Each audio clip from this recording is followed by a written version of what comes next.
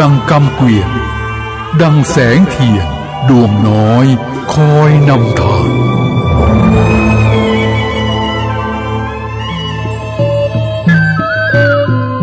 ขอเชิญร่วมทำบุญประเพณีสงน้ำพระเจ้าทันใจและสวดอิติปิโส108จบและสืบชะตาประจำปี 2566 ณ วัดปากทางเจริญตำบลดอยหล่ออำเภอดอยหล่อจังหวัดเชียงใหม่ในวันที่ 11 ธันวาคม 2566 พิธีเริ่มตั้งแต่เวลา 9:39 นาทีเป็นต้นไปจึงขอเชิญชวนผู้ใจบุญทุกท่านร่วมงานบุญในครั้งนี้โดยพร้อมเพรียงกัน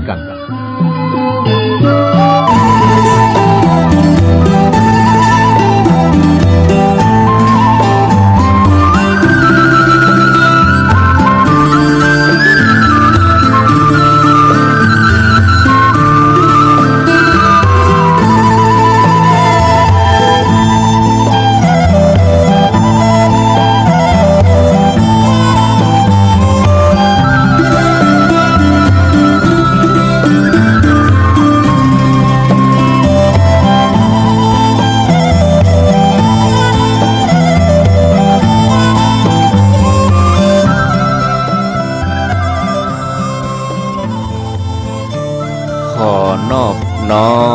มเอากุณพระแก้วเจ้าดังสามประการอันมีพระพุทธพระธรรมพระสงฆ์กุณพ่อกุณแม่กุณครูบาอาจารย์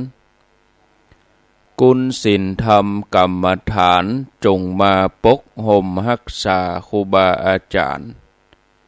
พระเจ้าประสงค์ทุกรูปปกห่มรักษาป่อออกไม่ออกศรัทธาตั้นสาธุชนคนดีผู้สนใจใฝ่ในธรรมทุกท่านขอถวายความเคารพแสดงความนับถือพระมหาเถระพระเถรานุเถระเจ้าคณะพระสังฆาธิการครูบาอาจารย์เจ้าที่เปิดวิทยุฟังอยู่ที่วัดที่วาเวลานี้ขอความสุขความเจริญในธรรมความผาสุกดังใจความสบายดังกายจงได้บังเกิดแก่ญาติโยมทั้งหลายท่านสาธุชนคนดีป่ออุ้ยแม่อุ้ยนักศีลนักบุญเท่าแก่น้อยใจยิงทั้งหลายทุกท่านขอเจริญพรสถานีวิทยุคลื่นต่างๆอนุโมทนาในกุศลเจตนาที่ท่านได้รับสัญญาณนำรายการนี้ไปสู่ผู้ฟังทางบ้านบ่ว่าไกลว่าใกล้อนุโมทนาในน้ำจิตน้ำใจที่ท่านได้เสียสละเวลาอนุเคราะห์มอบเวลาสนับสนุนการเผยแผ่พระพุทธศาสนาของครูบาอาจารย์พระสงฆ์องค์สังฆเจ้าได้เวลาที่เฮาท่านทั้งหลายจะได้รับฟังธรรมะอันเป็นสาระประโยชน์ทางด้านพระพุทธศาสนารายการเสียงธรรมแสงอรุณดำเนินรายการโดยอัตมภาพพระครูอภิวัฒนวิกรมวัดปากทางเจริญตำบลดอยหล่ออำเภอดอยหล่อจังหวัดเชียงใหม่เป็นผู้รับผิดชอบดำเนินรายการมาปะญาติโยมทั้งหลายเป็นประจำในวันจันทร์วันพุธแล้วก็วันพฤหัสบดีมาปะญาติโยมในเวลาตี 5จนถึงเวลา6 โมงวันนี้วันพัด6 โมงถึง7 โมงก็เป็นหลวงปู่ตุลุงดอย พระครูปฏิภาณธรรมทินวัดพระธาตุม่อนจอมพ่อหลวงปู่จัดรายการต่อจากอาตมานี้ไผที่ยังบ่ลุกเตื้อก็ตื่นขึ้นมาได้แล้วเนอะตื่นขึ้นมาได้แล้วลุกขึ้นมาได้แล้วหลับลุกเจ้ากินพักดังป่ายหลับลุกควายกินพักดังเก้าลุกเจ้าได้หลายลุกขวายได้น้อยหลับลุกเจ้าเป็นเจ้าดังหลายหลับลุกขวายปาเฮือลูกหลานเป็นนี่เป็นข้าเนอตื่นมาเหี่ยเนอลุกมาเหี่ยเนอลุกเนอลุกเนอลุกลุกลุกลุกลุกตื่นตื่นตื่นตื่นตื่น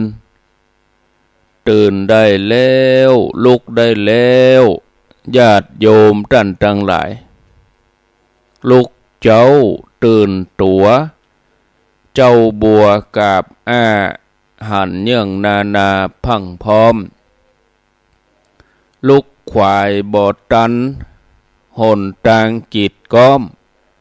ก้าตัวบ่ต้อมปุ่นอายจุงเก่งเข้าไว้อย่าไปเฮือขวายต่อแน่สบายจำไว้เน้อเจ้าจำไว้เน้อเจ้าอรุณสวัสดิ์ธรรมะสวัสดีสวัสดียามเจ้าญาติโยมท่านผู้ฟังทั้งหลายยินดีต้อนรับเข้าสู่รุ่งอรุณวันใหม่พระกันเจ้านี้เป็นเจ้าของวันพัดวันพฤหัสบดีที่30เดือนพฤศจิกายนพุทธศักราช2566วันนี้เป็นวันเดือนยี่เหนือแฮม3 ค่ำเดือนยี่เหนือแฮม3 ค่ำพร่ำว่าเป็นวันพัด30พฤศจิกายน2566วันนี้เป็นวันสุดท้ายของเดือนพฤศจิกายนเดือนพฤศจิกายนนี่มีอยู่30วันหมดวันนี้วันพวกนี้ก็เป็นวันที่1ธันวาคมก็เป็นเดือนสุดท้ายของปีจากนั้นก็นับถอยหลังไปแถมญาติโยมถ้าเป็นวันพวกวันที่1ก็นับถอยหลังแฮมเหลือแฮม30วันก็จะสิ้นปีเกิดว่า30วันผ่านไปปุ๊บปั๊บกำเดียว30วัน1เดือนเอามาเกิดถึงวันที่30มาเกิดถึงเดือนพฤศจิกายนเนี่ยเผลอกำเดียวบ่ได้หมดเดือน1วันพวกจะได้เปลี่ยนเดือนใหม่เนอะปฏิทินบางทีก็มีเป็นวันนะปฏิทินหนาน่ะปฏิทินแบบจีนนี่เปิ้นก็พอเป็นวันตัวหนังสือใหญ่ๆก็เป็นการฝึกสติเฮาเหมือนกันตื่นเจ้ามาเฮาก็เปลี่ยนวันที่เฮาก็ไปฉีกออก1ใบปฏิทินบางอันก็พอเป็นเดือน1ก็เปลี่ยนวันพวกนี้เฮาจะได้เปลี่ยนเดือนละบางท่านนี่เปิ้นก็พับขึ้นเอาทางบนเมื่อเดือนมกรานี่ผ่านไป1เดือนเฮาก็ปีนขึ้นไป1แผ่นผ่านไปเหลือแถม11แผ่นประเด็นนี่เหลือแฮมแผ่นเดียวอยู่ทางบนนี่หนาเพราะว่าผ่านไปแล้ว 11 เดือนเมื่อต้นปีนี่ผ่านไป1 เดือนนี่อยู่ตั้งลุ่มนี่หนาเพราะว่ามันข้างแถม11 เดือนผ่าน1 มกราไปกับปีนไป1 แผ่นแล้วก็เอาอันยังหนีบไปเหีย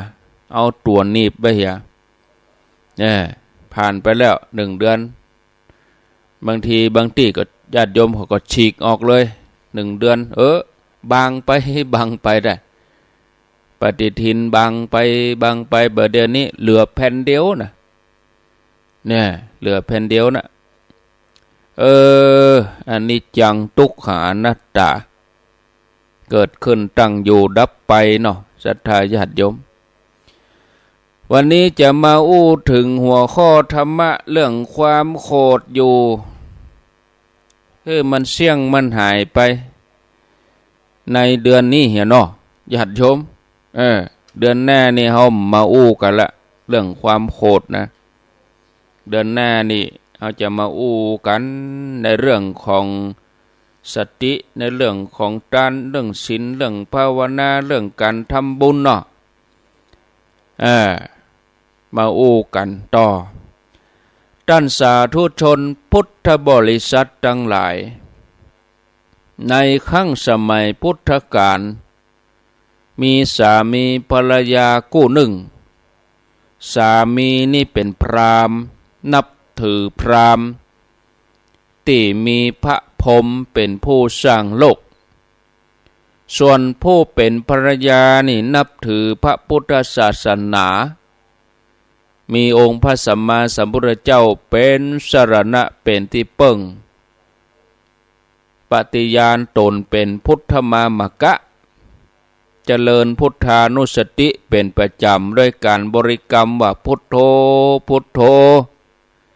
ดีใจก็พุทโธตกใจก็พุทโธ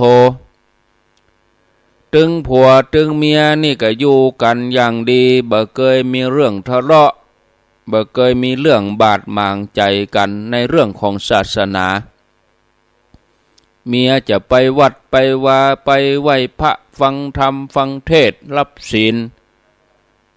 ก็บ่คัดข้องผู้เป็นผัวก็จะเจิญพราหมณ์มาเลี้ยงที่บ้านผู้เป็นเมียก็ช่วยจัดแจงอาหารให้ตั้งสำรับกับข้าวแต่บังเอิญมีวันหนึ่งผู้เป็นสามีเจิญพราหมณ์มารับภัตตาหารที่บ้านสามีเจิญพราหมณ์มากินข้าวที่บ้านผู้เป็นภรรยาก็จัดเตรียมอาหารต้อนรับอยู่ที่ห้องครัวยกมาเป็นอย่างบ่ว่าแนมว่าอาหารข้าวหวานบังเอิญญาติโยม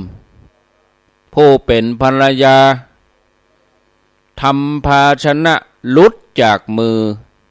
เสียถ้วยเสียจานหลุดออกจากมือของเธอผู้เป็นภรรยาก็ตกใจสะดุ้งกั้งหลุดออกปากว่าพุทโธธัมโมสังโฆพุทโธธัมโมพราหมณ์ที่ได้รับเชิญมาได้ยินคำว่าพุทโธผู้เป็นพราหมณ์นี่ก็โกรธขึ้นมาเลยลุกขึ้นพร้อมกับเดินออกจากบ้านไปเลยโดยที่บัดแตะต้องอาหารในงานนั่นเลยหมู่พราหมณ์เขาถือว่าพระพุทธเจ้าเนี่ยเป็นปฏิปักษ์ต่อลัทธิของเขาอย่างรุนแรงเพราะเขาถือว่าในขณะที่เขาจะกินเนี่ยเขากำลังจะรับประทานอาหารเนี่ยถ้าไผมาชื่อพระพุทธเจ้าเขาถือว่าเป็นการกลั่นแกล้งกันเป็นการดูถูกดูหมิ่นกันอย่างรุนแรงเมื่อพราหมณ์ออกบ้านไปแล้วสามีก็โกรธแค้นถือว่าภรรยานี่บ่ไว้หน้าตัวเองทำให้ขายหน้าล้มงานเลี้ยงครั้งนี้เกิดว่าเป็นเพราะพระพุทธเจ้าเตะ ทำให้ภรรยานี่กั่งออกมาพุทโธพุทโธชื่อออกมาทำให้เขาต้องอับอายขายหน้าเกิดว่าเขาจะต้องไปจัดการพระพุทธเจ้าเนี่ยก็เลยไปกำเอามีดดาบเข้าไปในวัดพระองค์ทอดพระเนตรหันใส่พรามกำมีดดาบเข้ามาพระองค์ตรัสถามว่าท่านจะทำอะไรยังจะแยะยังพราหมณ์นี่ก็ด้วยความเกลียดความโกรธว่าเฮาจะมาฆ่าท่านนะกะพระพุทธเจ้าก็ตรัสถามว่าท่านกึดว่าท่านจะฆ่าเฮาตถาคตเนี่ยท่านจะอยู่เป็นสุขกาท่านพราหมณ์ท่านจะเป็นสุขกาถ้าท่านฆ่าเฮาแล้วท่านพราหมณ์ท่านจงกึดให้ดีถ้าหากว่าท่านฆ่าเฮาเนี่ยความโกรธของท่านยังมีอยู่ให้ท่านฆ่าความโกรธของท่านจะดีกว่ากาถ้าท่านฆ่าความโกรธของท่านเสียได้เนี่ยท่านจะเป็นสุขตลอดเน้อพราหมณ์นี่เป็นคนฉลาดเมื่อได้ยินพระพุทธเจ้าว่าอย่างอี้ก็ได้สติขึ้นมาโกทังคัตวาสุขังเสติผู้ฆ่าความโกรธได้ย่อมเป็นสุขก็เลยกึดว่ามันเป็นความจริงแต่รู้พระพุทธเจ้าตรัสได้ถูกต้องก็เลยเลื่อมใสในคำสอนวางดาบลงคุกเข่าก้มกราบขอเอาพระรัตนตรัยเป็นที่ปึ้งตลอดชีวิตจากนั้นสองสามีภรรยาก็อยู่ด้วยกันอย่างมีความสุขเนี่ยศรัทธาญาติโยมฆ่าความโกรธเสียได้ย่อมเป็นสุขดีกว่าเฮาเอาความโกรธมาไว้ในใจแล้วเฮาไปทำร้ายผู้อื่นไปประทุษร้ายไปอาฆาตพยาบาทไปจองเวร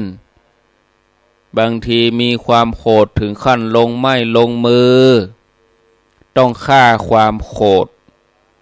ศรัทธาญาติโยมหรือบรรเทาความโกรธเฮาเจ็บหัวเฮายังเสาะหายามากินเพื่อจะบรรเทาเปิ้นว่ายาบรรเทาปวดแต่เวลาเฮามีความโกรธขึ้นมาเฮาย่ำหาวิธีบรรเทาเฮากับจะเสาะอันหยังมาเพิ่มมาแทงคือมันโกรธขึ้นมานักเข้าแหมนี่ญาติโยมทุกท่านทุกคนบอกว่าผู้หญิงบอกว่าผู้ชายบอกว่าคนหนุ่มคนแก่คนเฒ่าตุเจ้าศรัทธาบอกว่ารวยบอกว่าสวยบอกว่าขี้เล่โดยเฉพาะคุณสุภาพสตรีทั้งหลายตึงที่เป็นสาวแล้วก็บ่ใจสาวก็มีความต้องการผิวพรรณที่เปล่งปลั่งพุทธพองเสาะอันยังมาแต่งมาย่องเป็นที่เจริญตาแก่ผู้ที่ทัศนาผู้ที่ได้ปะได้หันคุณสุภาพสตรีทั้งหลายก็เลยสรรหาผลิตภัณฑ์มาทาผิวบำรุงผิวมีตึงผสมน้ำผึ้งผสมน้ำนมมีครีมหลายๆยี่ห้อหลายๆบริษัทเนี่ยจนบ่ฮู้ว่าจะใช้ยี่ห้ออะไรอย่างเพราะต่างยี่ห้อต่างบริษัทก็โฆษณากันว่าทำให้ผิวเปล่งปลั่งเกิดออร่านั่นหมายถึงความเปล่งปลั่งความใสมันเกิดจากตังในมันเกิดจากใจญาติโยมเนี่ยแต่ที่เชื่อกันแน่ๆ 100%ก็คือบรรดาครีมบำรุงผิวโลชั่นต่างๆน้ำมันต่างๆเนี่ยเราต้องควักกระเป๋าสตางค์ซื้อ โดยเฉพาะบริษัทไหนที่ตีตลาดได้ผลิตภัณฑ์นั่นก็จะออกมาโฆษณาแล้วก็มีราคาแพงบริษัทไหนจะผลิตสินค้าตรงตามต้องการภายจะโฆษณาอย่างใดก็ตามญาติโยมลองมาฟังในฐานะญาติโยมที่เป็นพุทธศาสนิกชนลองฟังธรรมะที่องค์พระสัมมาสัมพุทธเจ้าเนี่ยเฮามาเสริมสวยกันอันนี้เสริมสวยในที่นี้คือเสริมถึงกายเสริมถึงวาจาเสริมถึงใจแต่ที่เฮาซื้อครีมมาตานี่มันเสริมสวยแค่กายบางทีงามแต่ปากบ่ดีงามแต่ปากบ่ม่วนงามแต่ใจบ่ดีเนี่ยมันมีแต่การมาเสริมสวยด้วยธรรมะนี่ดีทั้งภายในดีทั้งภายนอกดีทั้งใจหน้านอกบอกความงามหน้าในบอกความดีหน้าที่บอกความสามารถญาติโยมการเสริมสวยบอกว่ากายวาจาใจนี่ในทางพระพุทธศาสนาเปิ้นเฮิ่มมีทานศีลภาวนาอันนั้นตามหลักสรีรวิทยาตามหลักวิทยาศาสตร์นี่เขาก็ยอมรับนะพระธรรมคำสอนอันเป็นสัจธรรมเนี่ยก็ว่าไผจะแต่งจะเสริมจะลูบลมจะทาจะอบจะนวดอย่างใดก็ตามนะถ้าใจบ่ดีใจบ่เป็นปกติใจมันขี้โขดขี้เกียจเครียดแค้นการสูบฉีดเลือดก็จะแห้งขึ้นแรงดันโลหิตฉีดแห้งเข้ามันเลือดฮ้อนขึ้นไปถึงหน้าขึ้นไปถึงหัวนั่นเปิ้นถึงว่าคนหัวฮ้อนคนหัวฮ้อนนี่เป็นคนขี้โขดเลือดฮ้อนเนี่ยญาติโยมมันจะทำหน้าที่ไปเผาฮอร์โมนต่างๆเผาไหม้เซลล์ต่างๆเผาไหม้แน่นอนซึ่งแน่นอนญาติโยมเมื่อเซลล์ต่างๆเมื่อฮอร์โมนต่างๆถูกเผาเซลล์ต่างๆฮอร์โมนต่างๆมันอยู่ใต้ผิวหนังของเฮามันถูกเผาไปด้วยไฟกิเลสไฟแห่งโกฏะไฟแห่งความโมโหผิวพรรณของคนขี้เกียจขี้โขดนี่ก็เลยเศร้าหมองสังเกตพอเถอะญาติโยมคนโขดนี่แปลงหน้าบดีนะแปลงหน้าบดีเนี่ยมือสั่นตีนสั่นเลือดมันไหลเวียนกระเดียวใจสั่นเดียวหัวใจวายตายทันทีมันแบบพองใสฉะนั้นบอกว่าแม่ยิงบอกว่าป่อใจญาติโยมทั้งหลายถึงแม้ว่าเฮาจะทาครีมแล้วมีโลชั่นมาตาอย่างใดเฮามีหมู่นี้อย่างใดก็ตามแต่งเมื่อเจ้าแม่แรงก็ล้างขว้าง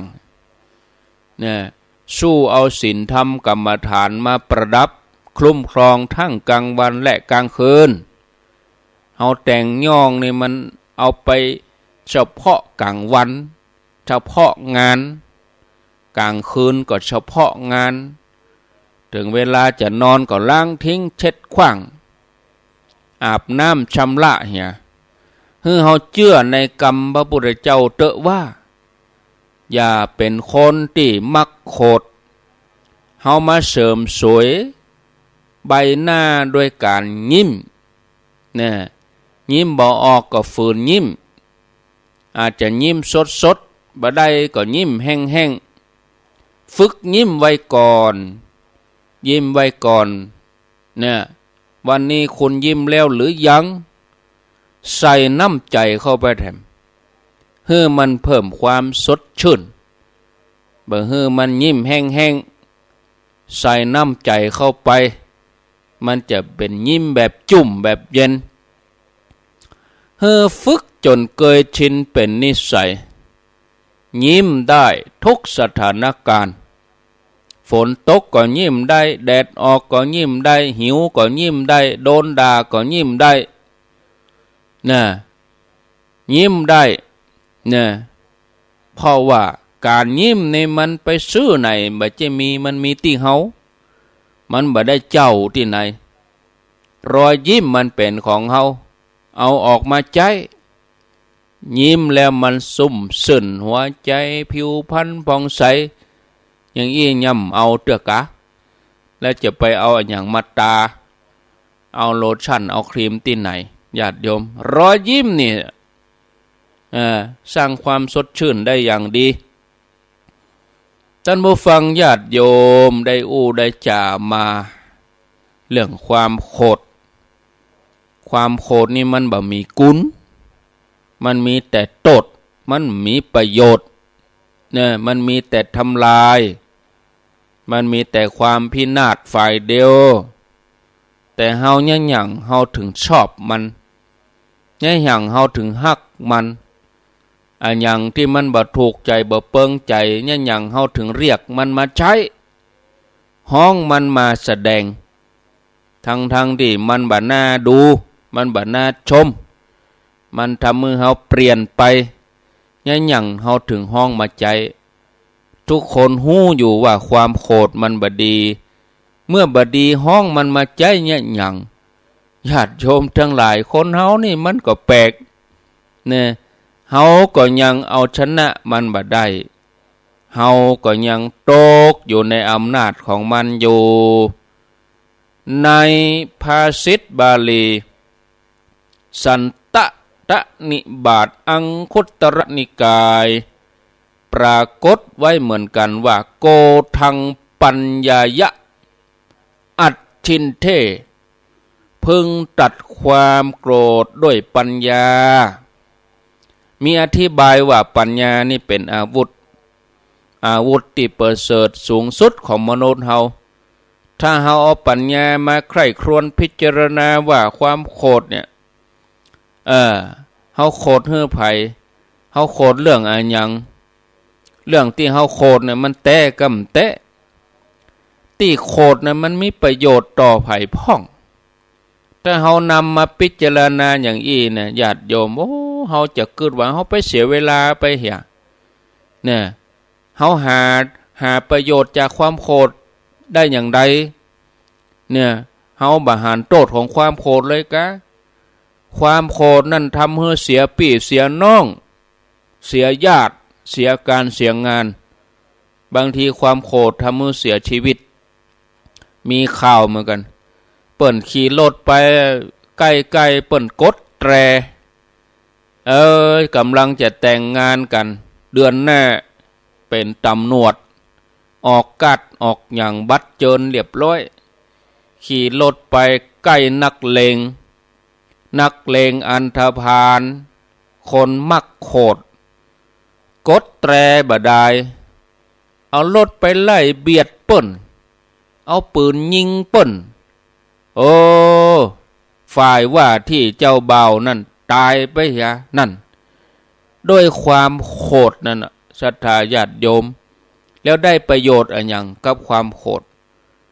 ถึงเวลาถ้าตำรวจเจ้าหน้าที่ตำรวจยับได้ก็ว่ารู้เท่าไม่ถึงการบันดาลโทสะทำด้วยความโกรธหมดท่าเลยญาติโยมเนี่ยมันมีประโยชน์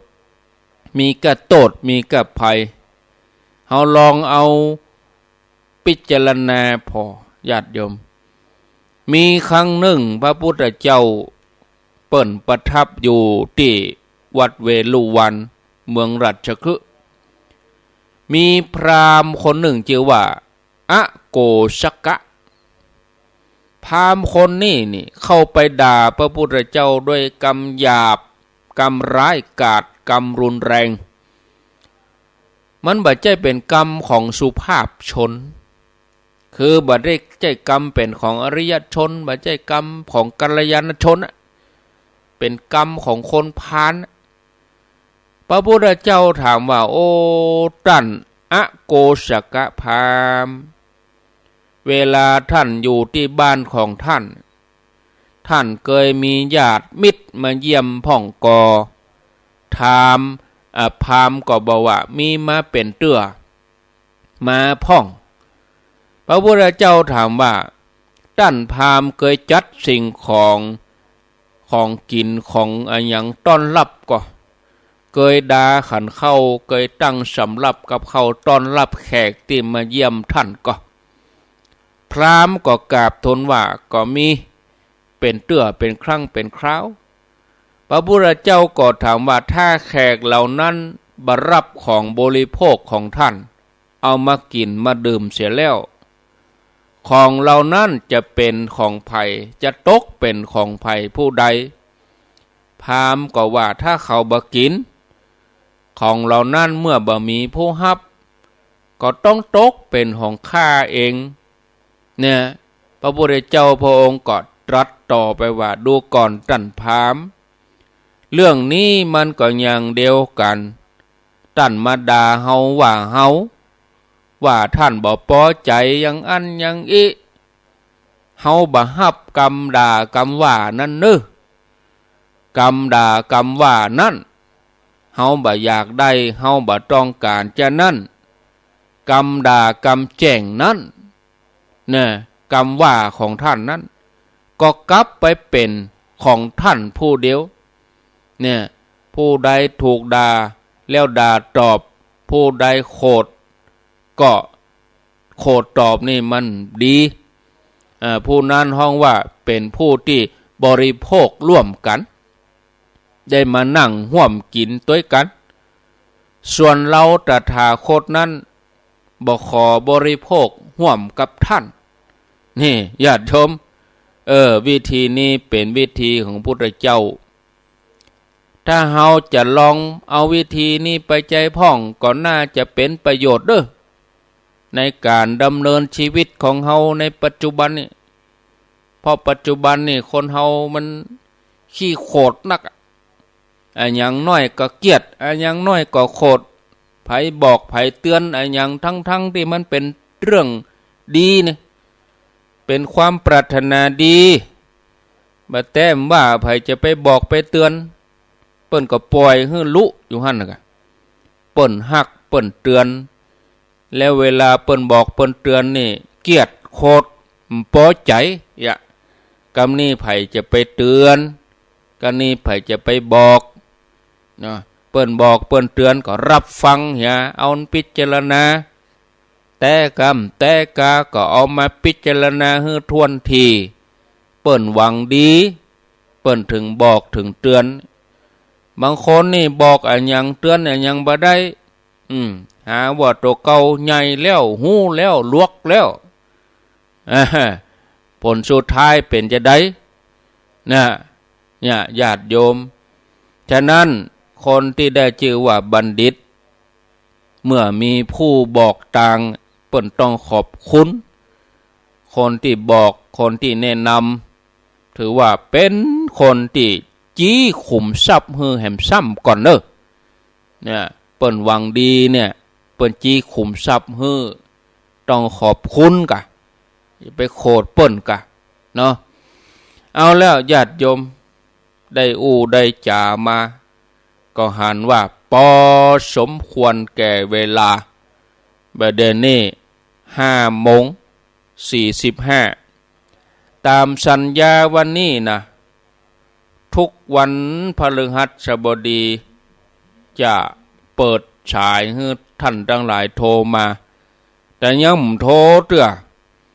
ต้องบอกเบอร์โทรก่อนรอให้จ่างานต่างๆให้แล้วอาจจะเหลือ10 นาทีสุดท้ายกะ8-9 นาทีสุดท้ายกะก็บ่เป็นหยังปุ่นนั่นเดือนหน้าปุ่นจะเป็นรายการของหลวงป่อพระครูอาทรวิสุทธิคุณวัดหนองตองทุกวันพัด ก็จะเริ่มต้นปุ่นเดือนธันวาเพิ่งก่อนเด้อแจ้งให้ทราบญาติโยมทั้งหลายนะเอาแล้ว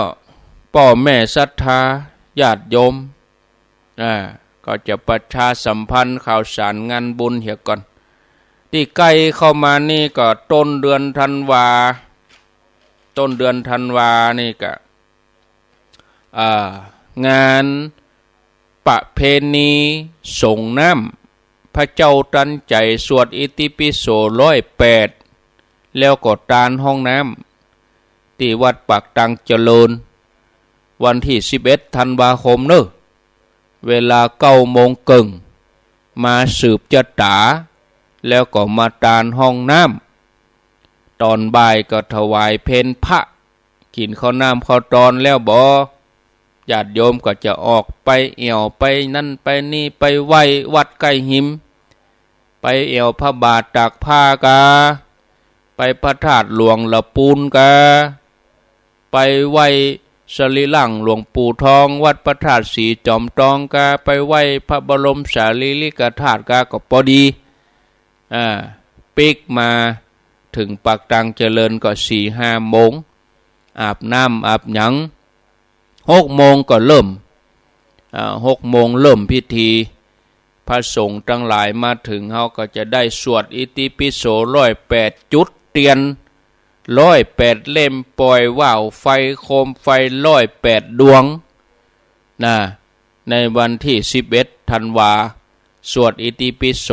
108จบเอาบักกรรมมาตวยเอาหมวกเอาผ้าตุ้มมาตวยเริ่มหนาวแล้วแต่ว่านี่17 องศาหลายที่ถ้าเป็นหุบเขาเป็นดอยก็16 องศาดังเวียงเป่าพุ่น14 องศาบนดอยอินทนนท์นี่เลขตัวเดียว9 องศา8 องศาก็หนาวแล้วหน้าหนาวนี่ก็อากาศดีบ่เปลืองแอร์บ่เปลืองน้ำบ่เปลืองพัดลมบ่เปลืองน้ำแข็งอาตมาก็เลยเลือกจัดงานในเดือนธันวามันเย็นม่วนดีฮ้อนนี่อยู่ในกินในบ่ได้อันนี้แอร์ธรรมชาติอาศัยบรรยากาศมันเย็นมันม่วนอากาศเย็นนี่มันฮ้อนนี่คนเฒ่าจะเป็นลมมันอยู่ไหนมันบ่ได้มนมันฮ้อนเปลืองน้ำดื่มด้วยนะประหยัดน้ำเพราะหลายคนจะแปะน้ำ มันหนาวอันนั้นก็ขอเจริญพรเด้อวันที่11ธันวาปีนี้เป็นปีที่14จัดมาได้14 ปีแล้วก็ขอเจริญพรงานเมื่อวันสืบชะตามาตานห้องน้ำด้วยกันแล้วก็มาฉลองห้องน้ำมาใจห้องน้ำเลยนึกมาใจประโยชน์เลยที่แปลงนั่นคือแปลงให้มาใจบ่ใช่แต่งแปลงให้มาไหวมาชมนะแปลงให้มาใจไผมาก็มาใจแล้วก็ใจแล้วก็ล้างนึก วันนั้นเป็นวันใจแล้วก็วันล้างไผออกห้องน้ำปุ๊บก็ต้องล้างใจห้องใดก็ล้างห้องนั้นนึกเอาบุญนึกไผใครมีผิวพรรณผ่องใสก็มาล้างห้องน้ำเฮาเข้าห้องนี้เฮาก็ล้างห้องนี้นะได้บุญได้กุศลไปใจว่าโอ้ปัจจัยแล้วปัดหนีขอโทษเนอะเป็นกำหยาบหน่อยขอโทษถ้าบ่ยกโทษก็บ่เป็นหยังกรรมบ่นึงว่าหรอขอโทษนะขี้แล้วกบคือแมวขี้แล้วแจวคือหมา บางคนนี่มันใครแก่ลำไปน้ำก็มีอะไรอย่างก็มีคนไปใจคนที่2 ที่ 3เนี่ยปอบะโจกบะล่างตอปอบะยังฮือเฮาไปใจต่อฮือคนมาใจต่อฮือเสมือนว่าไปใจคนแรกทำความสะอาดเถียได้บุญตัวนะศรัทธาญาติโยมสำคัญเตะห้องน้ำนี่ก็วันที่11มาสืบชะตาแล้วก็มาตานห้องน้ำปลดทุกข์นะวันที่11 12 ถึง 22ก็เป็นงานปริวาสม่อนฤาษีนะ12 ถึง 22วันที่12นี่เป็นวันศีลพอดีก็ขอเจริญพรเด้อได้มาร่วมกันนะทำบุญใส่บาตรเมื่อเจ้าฟังธรรมเมื่อค่ำงานปริวัติศกรรมวัดม่อนฤาษี12 ถึง 22ธันวาคมงานทำบุญพระราชทานเพลิงศพหลวงปู่ครูบาอินตากตะปุญโญหรือว่าหลวงปู่พระเดชพระคุณท่านพระครูพิพิธบุญญาภิรัตน์อดีตเจ้าวาดวัดศาลาที่ปรึกษาเจ้าคณะตำบลน้ำแพร่เปิ้นจะเอาสรีระร่างหลวงปู่ลงนอนปราสาทนกหัสดีลิงวันที่20 ธันวาคมหลวงปู่ได้มรณภาพเมื่อวันที่23 พฤษภาคม 2562เวลาตี 4อายุหลวงปู่ได้68 พรรษา65นะเปิ้นจะพระราชทานเพลิงศพที่วัดศาลาแล้วก็บำเพ็ญกุศลตั้งแต่วันที่20ถึงวันที่23มีเทศทุกคืนสวดอภิธรรมญาติโยมบ่สะดวกไปเมื่อค่ำก็ไปเมื่อวันเนอะไปปูจาหลวงปู่จาผ้าไตรไปไหว้สรีระหลวงปู่ไปดูจารีตประเพณีไปดูหีดห้อยล้านนาที่วัดศาลาน้ำแพร่พระราชทานเพลิงศพวันที่24 ธันวาคม 2566ก็ประชาสัมพันธ์ญาติโยมทั้งหลายทุกคนทุกท่านได้รับทราบก็ลืมไปหลวงพ่อพระครูวิสิตศิลาภรณ์หลวงพ่อได้ฝากประชาสัมพันธ์ไปอันนี้เปิ้นจะทำบุญอายุวัฒนมงคลครบ5 รอบ12 5ก็60ทำบุญอายุ60 ปีพระครูวิสิตศิลาภรณ์วัดวังสิงห์คำตำบลป่าแดดในวันเสาร์ที่16วันอาทิตย์ที่17นะก็ขอเจริญพรญาติโยมสะดวกไปวันใดก็เจริญพร16นี่เป็นวันตกแต่งดาวันเกียมสถานที่ประกอบพิธีสวดนพเคราะห์วันที่16นะแล้ววันที่17ก็มีการสืบชะตาตั้งแต่เวลา 9 โมงเป็นต้นไปก็เชิญชวนญาติโยมท่านสาธุชนทุกคนทุกท่านที่วัดวังสิงห์คำนะอันนี้ก็ประชาสัมพันธ์ไปครบถ้วนกระบวนความในเดือนธันวาคมปีหน้าก็ว่ากันทำไมเขาอู้ถึงปีหน้านี่40,000 ว่าที่จริงข้างแหมเดือนเดียวปีหน้าก่อนนี่นะ40,000เนาะตีแต่ก็ข้างแถมเดือนเดียวแต่งานประตังเจริญนี่ก็ข้างแถม10 วันนะเนาะข้างแถม10 วันห้องน้ำนี่ก็ประมาณวันที่8วันที่7ที่8นี่ก็แล้วละห้องน้ำนะที่วัดปักตังเจริญนี่นะเอาละญาติโยมมาพอนาฬิกาแล้วเหลือแฮม6 นาทีก็พอละคมตันเปิดสายนะขออภัยบ่ได้เปิดสายใครจะโทรยังได้ก็โทรรายการต่อไปโทรหาตุลุงดอยกาโทรหาตุลุงยองกานี่ไผ่หุ่มโทรก็โทรหาตุลุงยองดื้อรายการตุลุงยองเปิ้นถึงมีเวลารายการเน้นลักก็ได้แต่สำหรับตมานี่ก็อยากจะฮื้อธรรมะญาติโยมเต็มที่ส่วนการโทรก็โทรรายการตุลุงยองตื่นเจ้ามาหรือว่ารายการที่บอกฮื้อโทรเมื่อวันช่วงนี้รายการ3 โมงนี่ลำได้จัดเด้อแต่เจ้าตะวาก็ไม่ได้จัดวันพุธไม่ได้จัดช่วงนี้เปิ้นสอบนักธรรม4 วันก่อนวันที่29ถึงวันที่2แล้วก็ย่าง 2-3 วันที่7ก็สอบธรรมะศึกษานักเรียนต่างๆทั่วประเทศ แล้วก็หลังจากงานปริวาสแล้วปลายปีก็จะไปได้ตรวจข้อสอบนักธรรมที่แม่ห้องสอนปุ่นต่อปริวาสเลยงานปริวาสแล้ววันที่22ประมาณ23 24เนี่ยปุ่นพระธาตุดอยกองหมูไปตรวจข้อสอบปะหลากยาวไปจนถึงสิ้นปีปุ่นงานนะปีหน้ากับปล่อยหลวงมาแถมแล้ว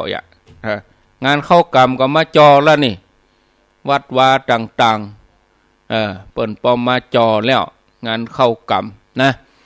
เอาละก็ว่ากันไปญาติโยมก็ขอบคุณในความตั้งใจหลายท่านหวังดีต่อรายการหวังดีต่ออาตมาหวังดีต่อสถานีก็ขอบคุณรับความหวังดีเหล่านั้นไว้แต่อย่างใดอย่างหนึ่งก็ธรรมภาพเองก็ยากการกับคนหลายไม่ใช่อาตมาจะตัดสินใจได้คนเดียวทุกอย่างต้องปรึกษาครูบาอาจารย์หลายๆคนหลายๆฝ่ายเพราะสถานีไม่ใช่เป็นของเฮาแล้วมันไม่ใช่ว่าจัดกะสถานีเฮามันถ่ายทอดออกไปบ่ฮู้กี่สถานีดังนั้นเฮาก็จะต้องอู้จากันหลายๆท่านหลายๆฝ่ายนะอย่างต่างๆบางสิ่งบางอย่างนี่จะเอาใจตัวเองว่าก็บ่ได้เนาะต้องไหลหากันเอาละลาไปก่อนเด้อญาติโยมอายุวันโนสุขังปลัง